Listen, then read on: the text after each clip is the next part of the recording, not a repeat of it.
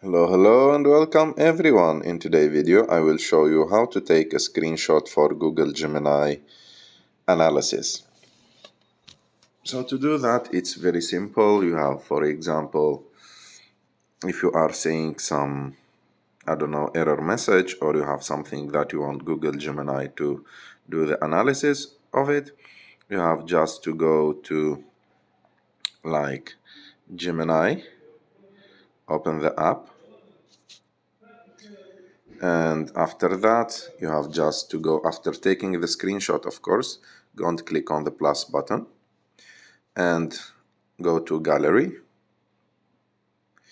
and in the gallery you can give the screenshot directly. For example, I will give him this picture, and of course you can replace this picture with any screenshot do you have, and I will ask my question. For example, I will ask him where this picture was taken, and I click send, and Gemini now will do the analysis and give me the answer. And by the way, like I told you, you can ask Gemini about anything, about charts, about